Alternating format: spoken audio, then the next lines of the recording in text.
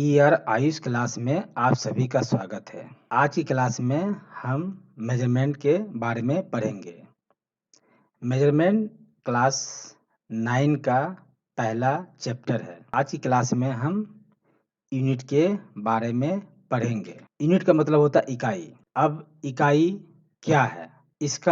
इकाई क्या है? इसका डेफिनेशन हम देखते हैं। किसी भी भौतिक राशि को मापने के लिए इकाई की आवश्यकता होती है। जैसे कि जितने भी हमारे आसपास जितनी भी चीज होती है, सबका मेजरमेंट करने के लिए अलग-अलग तरीके होते हैं।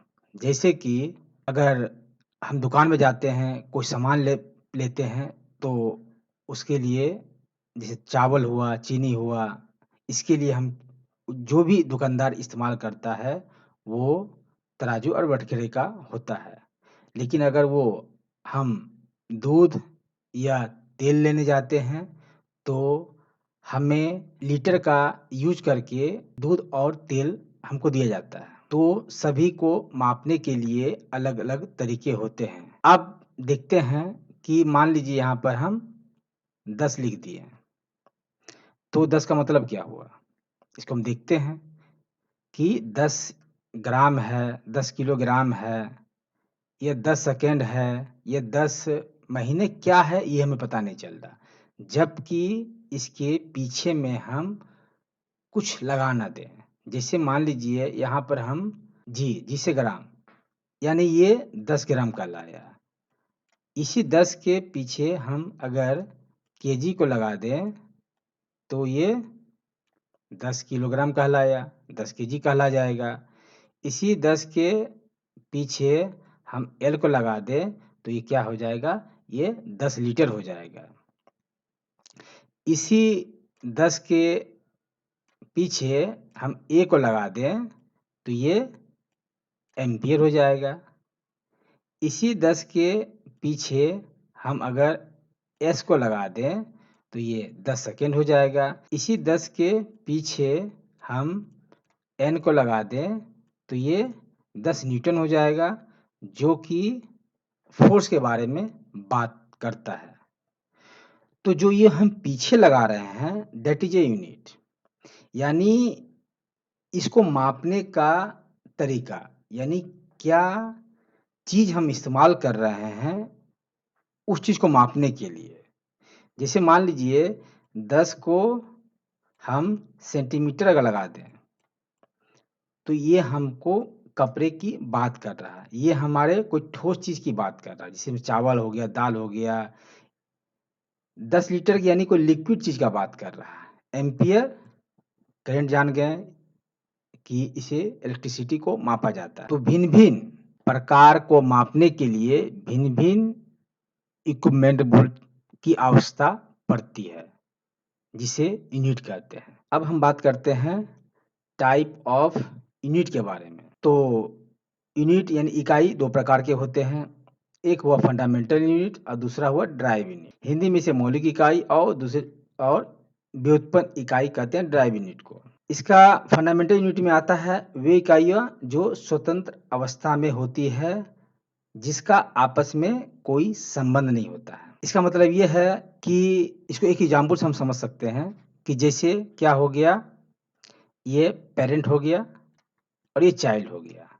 मतलब ये माँ-बाप हो गया और ये बच्चे हो गया। तो ये जो पेरेंट है, वो किसी पर डिपेंड नहीं होते हैं, और चाइल्ड जो होता है, वो पेरेंट पर डिपेंड होता है। ये कैसे? कि चाइल्ड को, बच्चे को कुछ भी चाहिए। अगर आप अभी 10 में होगे, 9 में होगे, तो बच्चे ही होगे। तो आपको कुछ भी चाहिए तो अपने पेरेंट्स से आप माँगते हो। जैसे कॉपी हो गया, किताब हो गया, खाना हो गया, स्कूल का फीस हो गया, कुछ भी हो, आप अपने पेरेंट्स से माँगते हो। तो ये क्या, और पेरेंट जो है, वो कहीं जॉब करते हैं, कहीं कमाते हैं और आपके सारे डिमांड को पूरा करते हैं। तो आप क्या हो गए, एज़ अ चाइल्ड आप व्युत्पन्न इकाई हो गए, और ये जो फंडामेंटल हो गया, ये आपका पेरेंट हो गया। आई होप इस एग्जाम्पल से आप दोनों को डिफाइन कर पा रहे होंगे। आप जैसे है तो लंबाई, लंबाई बोल रहा कि किसी दूसरे इकाई पर डिपेंड नहीं होता। जैसे मात्रा पर डिपेंड नहीं है, समय पर डिपेंड नहीं है। जैसे कि अगर मान लो आप किसी दुकान में जाते हो कुछ चीज़ लेने के लिए, मतलब कपड़े लेने के लिए, तो क्या वो आपको तराजू बटखरा से माप के देता है कपड़ा या एक मीटर से देता है? ऑफ कोर्स आपको मीटर से देगा। तो जो लंबाई होता है वो मीटर से ही नापा जाता है। मात्रा, अगर आप दुकान में गए, राशन दुकान में, किराना दुकान में गए और वहाँ कुछ भी लिए, जैसे चावल ले लिए या आटा ले लिए या दाल ले ली, कुछ भी आप लेते हो कि हमें इतना किलो चाहिए, तो आपको तराजू बटखरा से देगा, ना कि आपको वो फीते से मीटर से नाप के नहीं देगा। समय क्या हुआ कि टाइम का सेकंड होता है, जो छोटी इकाई होती है, क्योंकि समय से ही घंटा बनता है, घंटा से ईयर बना, मंथ बना, तो समय का इकाई सेम होता है। तो जो लंबाई ना इस पर डिपेंड है, ना मात्रा इस पर डिपेंड है, इसीलिए ये स्वतंत्र अवस्था में होती है। अब आते हैं व्युत्पन्न इकाई के बारे में। वे इकाइयाँ जो मौलिक इकाइयों से निकाली जाती है, उसे व्युत्पन्न इकाई कहते हैं। पता चल गया होगा चाइल्ड वाला कि ये इस पर डिपेंड है, चाइल्ड अपने पेरेंट पर डिपेंड है, यानी जो व्युत्पन्न इकाई है वो इस पर डिपेंड है। आप देखते हैं कैसे, जैसे घनत्व हुआ। घनत्व का मतलब क्या होता है कि इसमें लंबाई होता है, चौड़ाई होता है और ऊंचाई होता है, इसे घनत्व कहते हैं। ठीक है, जैसे आपका गैस सिलेंडर हो गया, जैसे आपका घर हो गया, तो उसमें क्या होता है कि इस लंबाई को मापने के लिए आप या तो स्केल का इस्तेमाल करोगे या मीटर वाले फीते का इस्तेमाल करोगे, जिससे कपड़ा को मापा जाता है, तो उसे भी एल से ही नापा जाता है, लेंथ से ही नापा जाता है, लंबाई को लेंथ से नापा जाता है। चौड़ाई को भी मापने के लिए आप स्केल या मीटर का इस्तेमाल करोगे, ऊंचाई को भी मापने के लिए आप लेंथ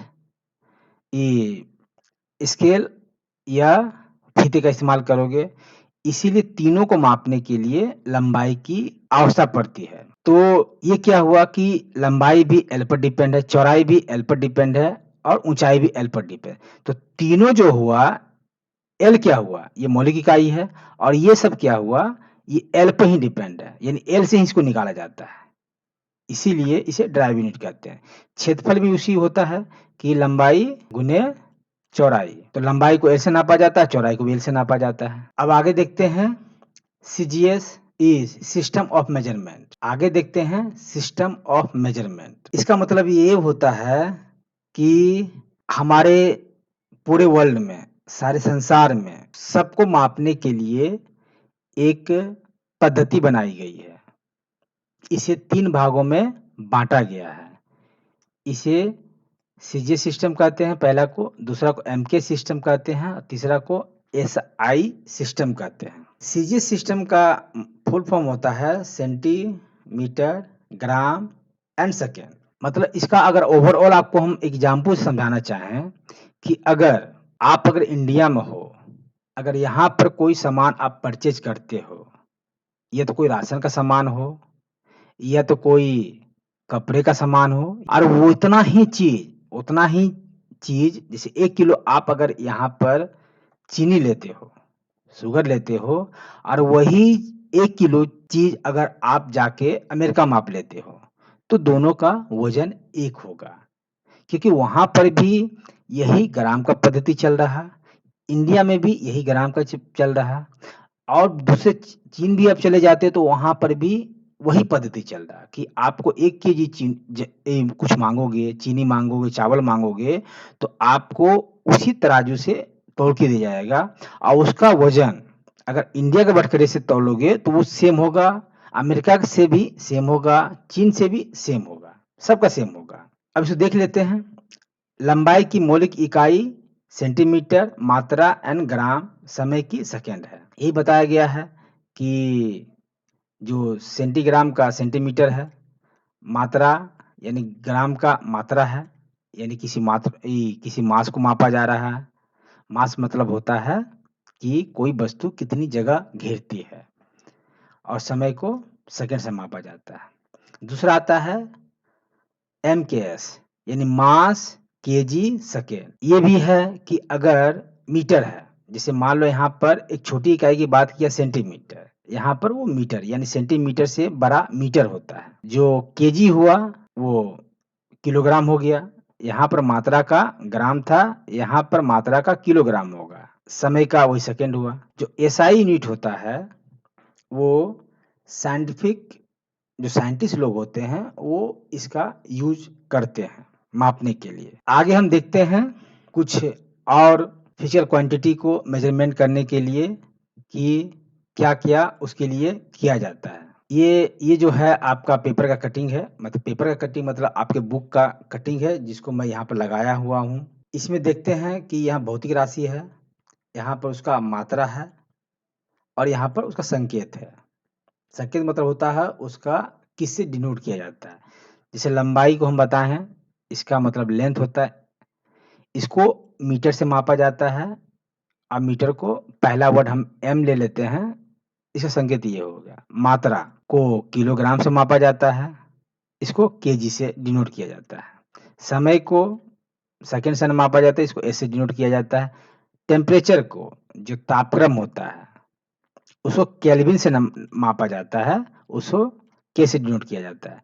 विद्युत धारा यानी इलेक्ट्रिसिटी को हम पहले बता दिए थे, एम्पियर से मापा जाता है, इसको ए से डिनोट किया जाता है। ल्यूमिनस इंटेंसिटी यानी ज्योति तीव्रता, इसको कैंडेला से नापा जाता है, इसको सीडी से डिनोट किया जाता है। अब पदार्थ के परिमाण मोल से मापा जाता है, इसे एमओएल कहते हैं। ये आपका साइंटिफिक वर्ड हुआ, जैसे ये केमिस्ट्री का पार्ट हुआ। आप अगर आगे आप पढ़ोगे, अगर केमिस्ट्री आएगा तो उसमें मोल, मोलेक्यूल यानी परमाणु, अणु, इसके बारे में आप पढ़ोगे आगे। आगे आते हैं डायमेंशन ऑफ फिजिकल क्वांटिटी। इससे पहले हम पढ़ लिए हैं इकाई। अब डायमेंशन का मतलब होता है विमाएं, हिंदी वर्ड होता है विमाएं। ओवरऑल आपको हम समझाते हैं, तो इसमें क्या होता है कि कुछ आपको वर्ड में लिखा रहेगा, उससे आपको पता लगाना होगा कि इसका मतलब क्या हुआ।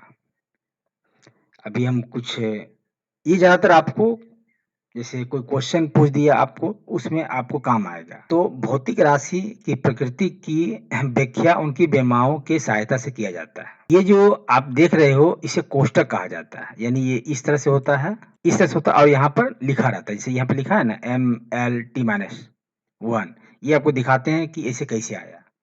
जैसे मास हुआ, किसी पदार्थ का मास हुआ, मास का मतलब समझ ही गए होगे। कोई पदार्थ, जैसे मान लो ये कोई है, तो ये पूरा का पूरा कितनी जगह घेर रहा है, इसे उसका मास कहते हैं।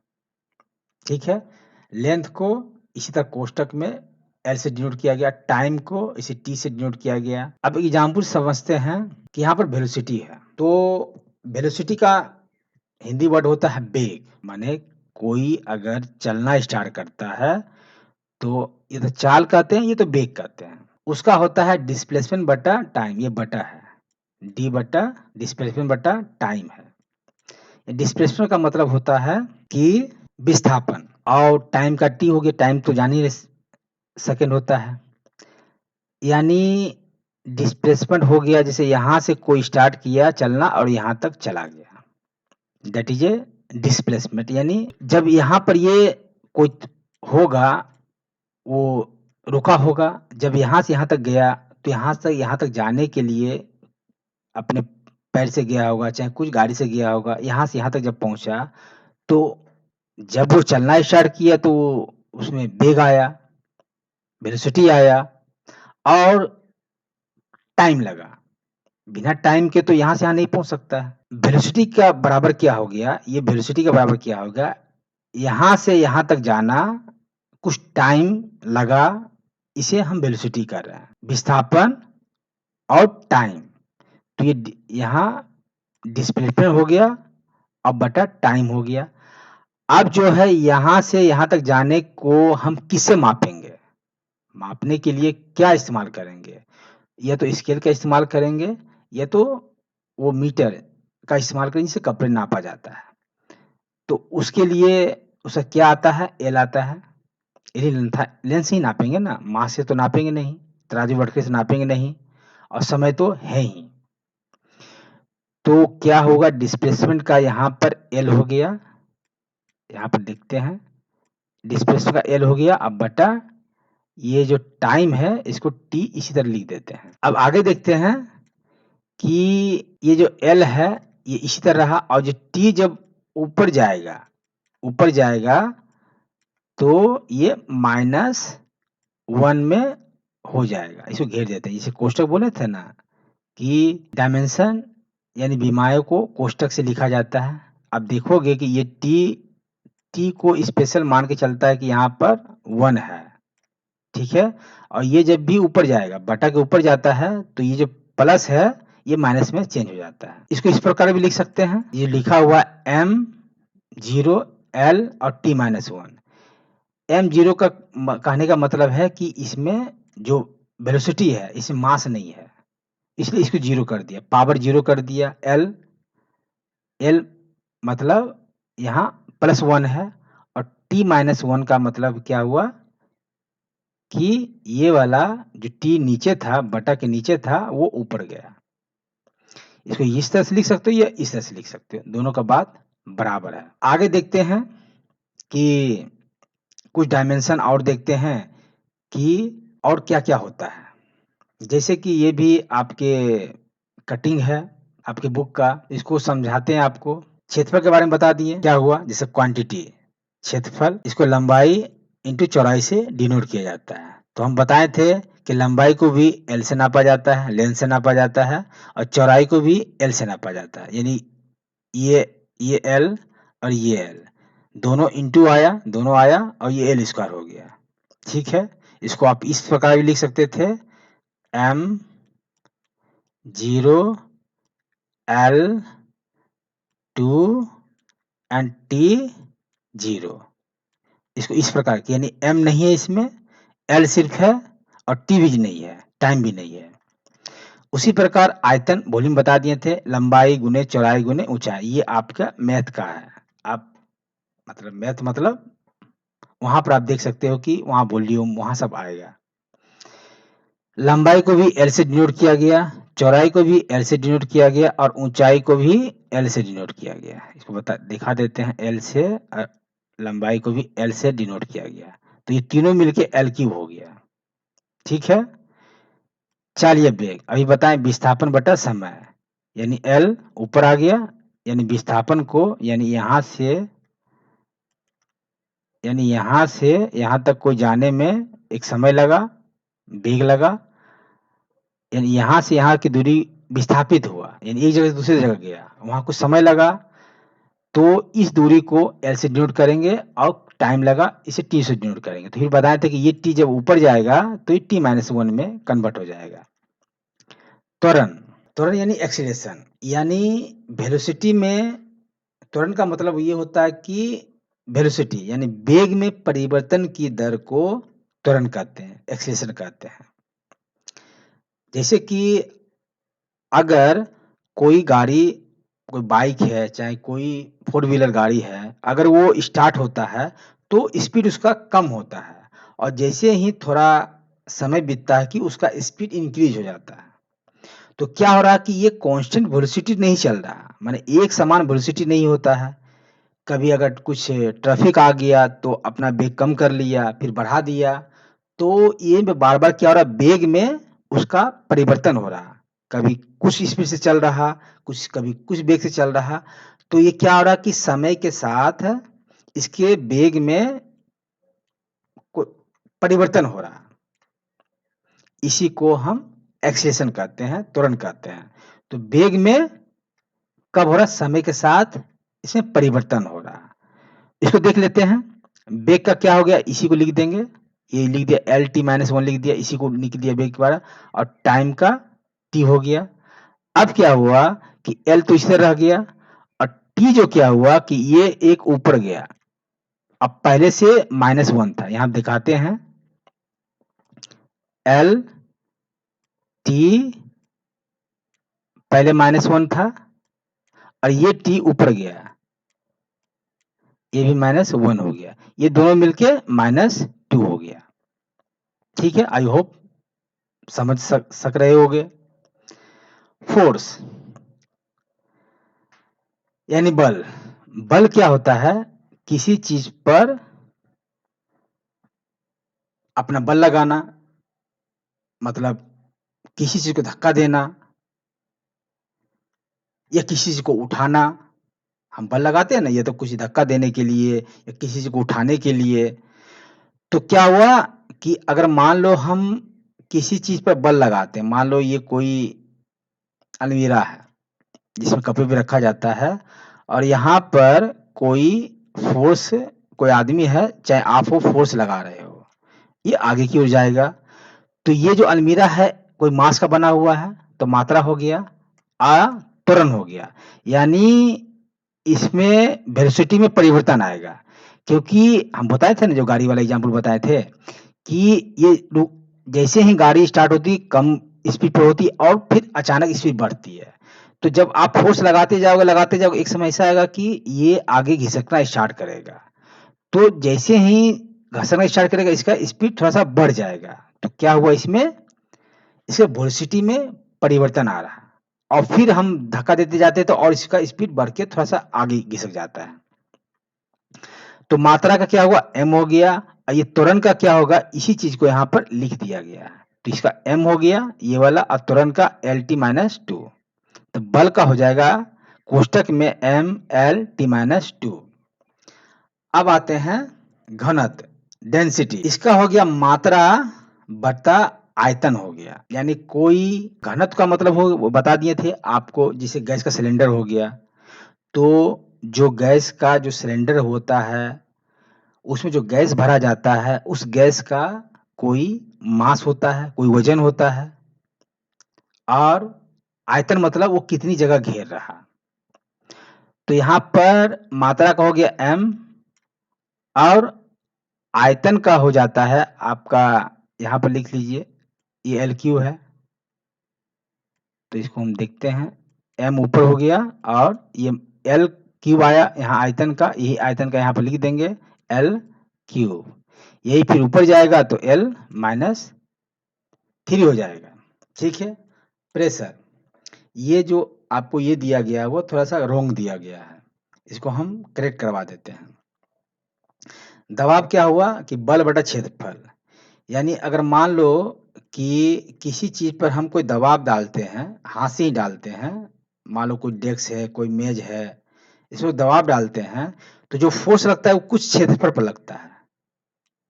जितना मेरा हाथ का पंजा होगा उतना ही तो लगेगा ना, क्षेत्रफल पर लगा, और ये नीचे की ओर जाएगा। तो बल लगाएं, क्षेत्रफल पर लगाएं, तो बल का क्या हो गया, बल का देखिए यहाँ पर क्या होगा, MLT-2। तो MLT-2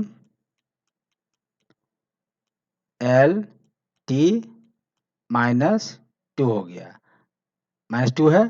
अब बटा क्षेत्रफल का क्या हो गया, क्षेत्रफल का देखिए यहाँ पर L² है ना, स्क्वायर। अब ये L² ऊपर जाएगा तो यहाँ L4 हो जाएगा। यानी इसका हो जाएगा M, कोष्टक में लिखिएगा, MLT-4। तो इसका करेक्ट आंसर ये होगा, आप करेक्ट कर लेना अपने बुक में, ये सही नहीं है। ठीक है। आई होप आप सबको हमारी क्लास अच्छा लगा होगा। तो इसके लिए आपका बहुत बहुत धन्यवाद, हमारे वीडियो को देखने के लिए।